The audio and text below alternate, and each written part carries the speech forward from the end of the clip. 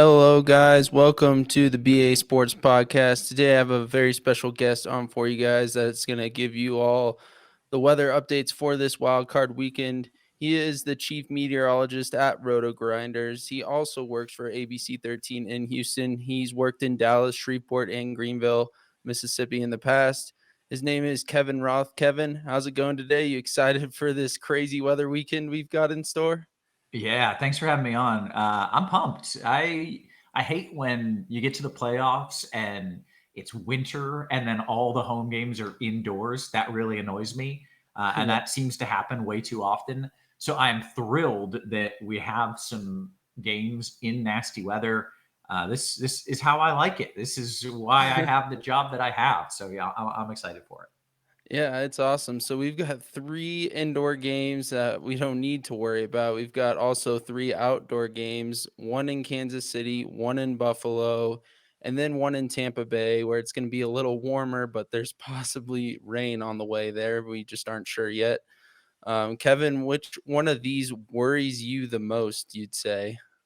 I think if I had to pick which one is the ugliest as far as for offenses and for scoring, it's got to be in Buffalo because the number one weather related issue that we see is with winds, right? That's always the key thing. And those winds in Buffalo sustained around 20 miles per hour. Gusts, I would guess 35. Some models are showing 40. Wow. So anytime you're dealing with big wind gusts, and I should add, the latest models that I'm looking at are just increasing the snow in that game, kind of Oh, dialing no. up the in-game snow. And it's probably too early to be certain about the precipitation, the snow, but I'm Mhm. very confident that it's temperature in the low 20s with big time winds, and those are rough conditions for kicking, for scoring, for passing, for all those things. Yeah, and in Kansas City, what are you seeing as far? I don't think there's any precipitation. Is that correct? It's just going to be really cold. Do you see that impacting the scoring as much as Buffalo? Not as much as Buffalo. I'm usually the guy who, when the national media is like, "Oh, it's a cold game" or "It's a snow game," I'm usually the one saying like, "Pump the brakes. It's 30 degrees. It's going to be fine. It's not a big deal." But this is not 30 degrees. In fact, it's 30 degrees colder than 30 degrees. The latest forecast models just keep coming in colder. I looked Hmm. this morning and it was like, all right, it could be 5 degrees at kickoff. And by the afternoon, it was, all right, it might be 0 degrees by kickoff. And now models are showing it might be below zero by kickoff and falling throughout the game. Um, the temperature does matter in the extremes. And this is the definition of an extreme, right? The actual temperature for most of the game will be below zero. The Hmm. feels like temperature, when you factor in a 15-mile-per-hour wind, should be 25 below or just Oh, some just awful number. So yeah, at that point, I do think it's going to matter. It's not going to matter as much as high winds in Buffalo yep.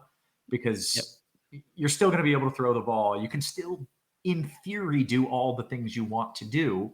Whereas in Buffalo, you literally probably can't kick long field goals. It Yep. might be difficult to throw deep passes.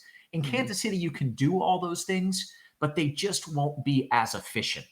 I'm Yep. just not as good throwing and catching if my hands are blocks of ice. Like they're Yeah. still going to try to do it. I just Mhm. don't know if they'll be as effective as they would be if it was, say, 65 degrees and sunny. Um, the other thing is, right now I'm rambling. There's also a legitimate safety concern here. Like there's been worse games, there's been colder games.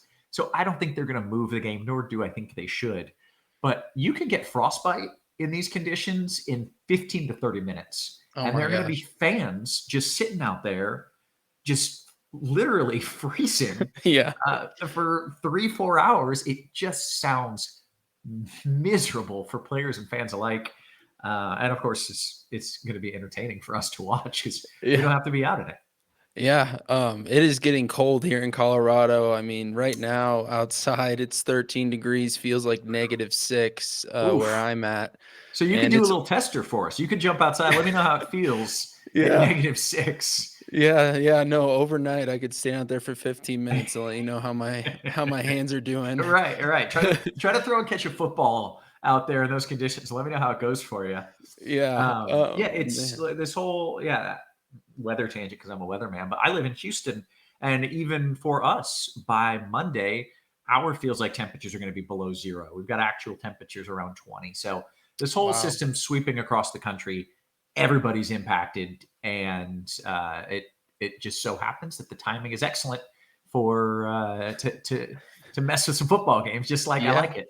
Yeah, that's perfect for you. And in Tampa, it's not going to be as cold though. It's going to be possibly rainy. Do you know what exactly the chance of rain is right now, or is it too early kind of to tell since that is on Monday night? Yeah, I think I just don't want to lock myself into a forecast this early. Like when it's temperatures or winds, those are things that impact an area fairly equally, right? So the entire Tampa Bay area or the entire greater Buffalo area is going to see similar temperature and similar wind. But when you're Mhm. talking about precipitation, you're talking about something where it could be over the stadium, it could be pouring, and next door it could be dry. Or it could be pouring next door and be dry over the stadium. It's just much, much harder to pinpoint far out in advance Mhm. than wind or temperature. So the best guess, latest forecast models have some lighter rain late in the game, but the Mhm. heavy stuff holding off until after the game. But the truth Okay. is, trying to pinpoint that this far out is just it's going to be wrong. It's going to Yeah. change. So usually I tell people if you want to make a bet on wind or temperatures, you can do it early. If you want to make a bet or have thoughts on precipitation, wait until the day of when I can get some high resolution forecast models that'll help. Yeah, and everyone listening should give him a follow at Kevin Roth WX. He provides all the latest updates on the weather on Twitter or the X, The and X, you yeah. can find it there. So as it gets closer to kickoff for some of these games with the precipitation, you can see what it's actually going to look like. And yeah, we've seen these totals move down. I mean, FanDuel actually has the highest totals right now for the Bills and Chiefs game at about a half a point to a point higher for FanDuel than all the rest of the sports Hmm. books, which is interesting.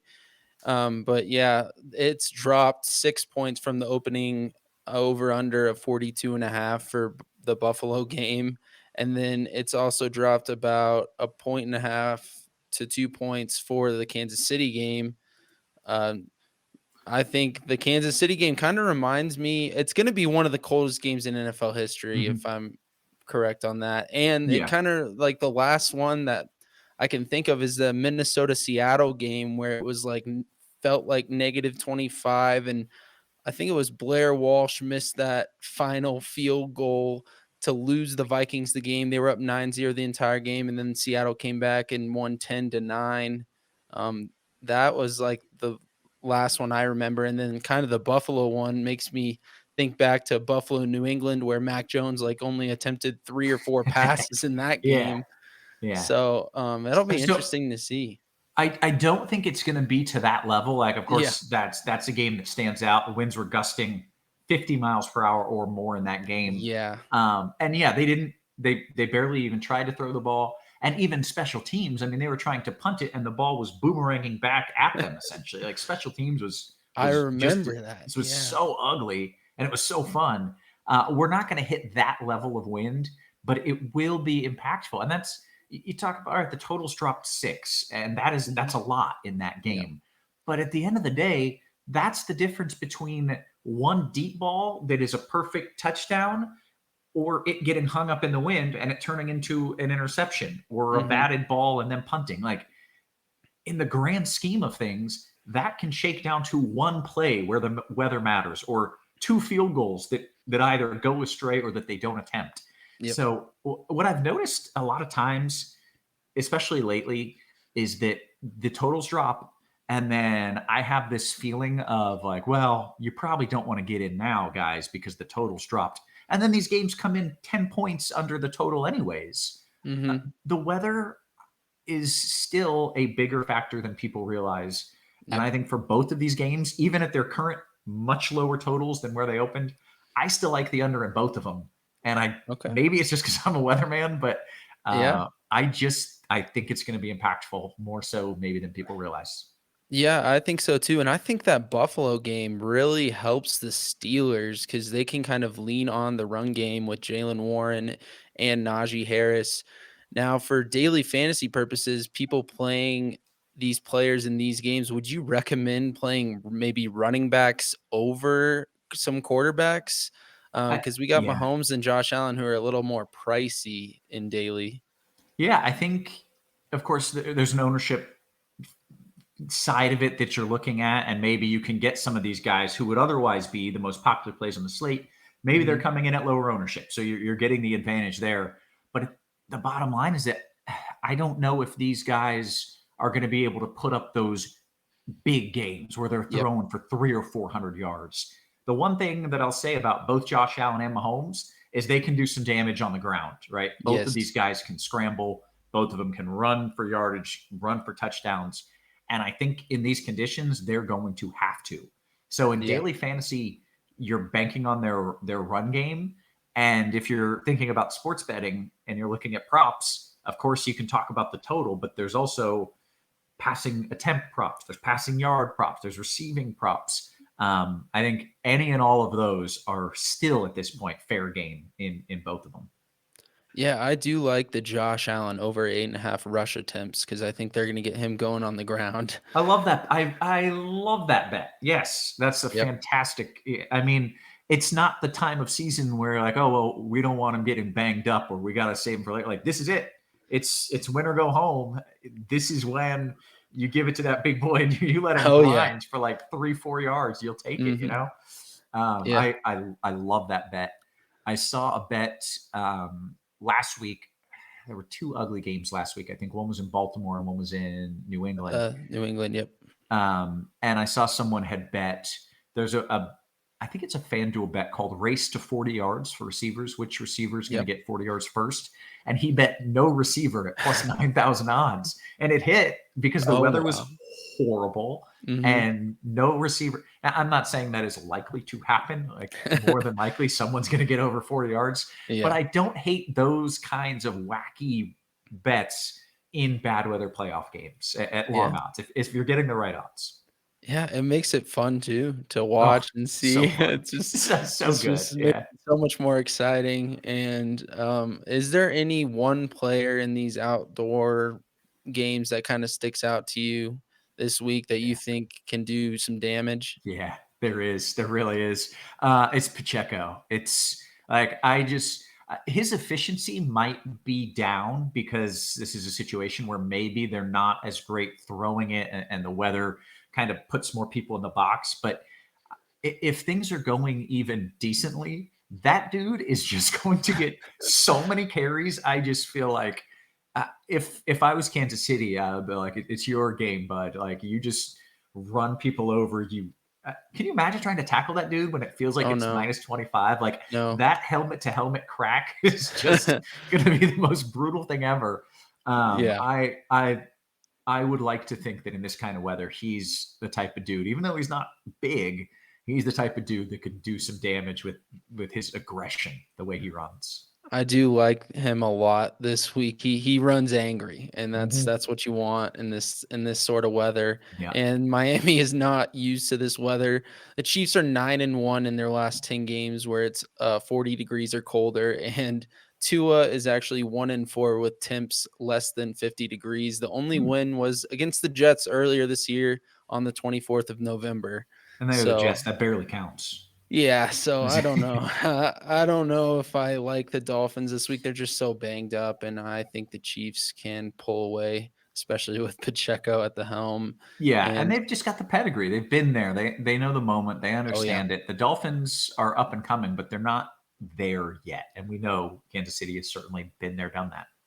yeah, they have. And Mahomes really wants to get back to that AFC Championship game that he loves so much.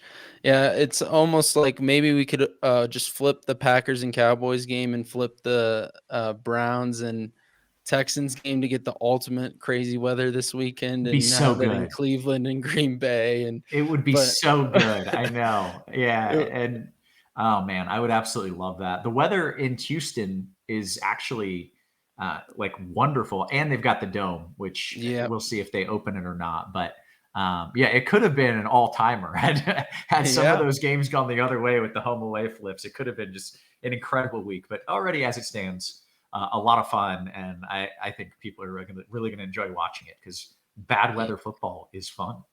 Oh yeah, I really appreciate you coming on here and giving the listeners the insight they need for this weekend when they're looking at daily fantasy lineups, prop bets, over unders. I got one final question for you because I saw it on your Instagram. What is your go-to breakfast sandwich since you love them so much? Oh man, I will. I guess I'm just like a McDonald's bacon, egg, and cheese biscuit with an extra egg on it. Like double up the egg, Okay. maybe double up the cheese. I will crush any and all breakfast sandwiches at any time of day. Yeah. Yeah, I'm about that life for sure. I once went to McDonald's so often that I pulled up on Christmas or maybe the day before Christmas, and the lady at the drive-through had a Christmas present waiting for me because I was going so often that we had become friends. And she was like, "Oh, I thought you'd be coming," and she gave me a Christmas present. And at that point, I was like, "I need to reevaluate my addiction to breakfast sandwiches immediately." Oh my gosh, that's awesome. Yeah, I love the McDonald's breakfast sandwiches. You can't go Yes. wrong with them. Yeah. No, and the McGriddle. Oof. Oh, the Mwah. McGriddle. Oh, Yeah, so good. that's if I'm feeling crazy and want to That's go yeah, all out. that's a one-off for me. That's a Yeah. contrarian play, but I'll get there. Yeah. Speaking of contrarian plays and bets, make sure you're checking out Scores and Odds. It's essentially the same team behind Roto Grinders, helping you out with some of the best bets, some of the best props in the industry, and they're crushing this year. I say we. I've got bets on there. We're crushing this year. I put some weather bets on there as well, so make sure you check it out. That's awesome. Yeah, everyone check that out. And I've got your Twitter handle rolling across the bottom of the screen. Is there anything else you want to tell the listeners and where else they can find you? I know you got rotogrinders.com where they can find those weather reports. Yep, that's the spot to be. Rotogrinders.com, Scores and Odds if you're looking for bets. And of course, you mentioned my Twitter at Kevin Roth WX. But mostly just enjoy it. This is going to be a fantastic playoff weekend.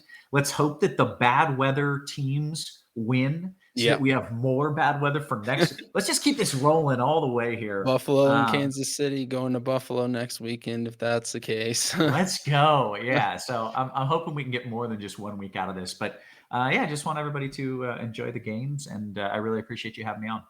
Yeah, thank you for coming on. Everybody stay warm out there. It's going to be a cold weekend ahead if you're in the Midwest, up north, even Even in down the north. south. Yeah, yeah, up Yeah. into Dallas and Houston. It's Yep. getting cold down there too. So yeah, everyone stay warm. Enjoy the football weekend, and thank you again, Kevin, for coming on here and giving everyone the insights they need. My pleasure. Thank you.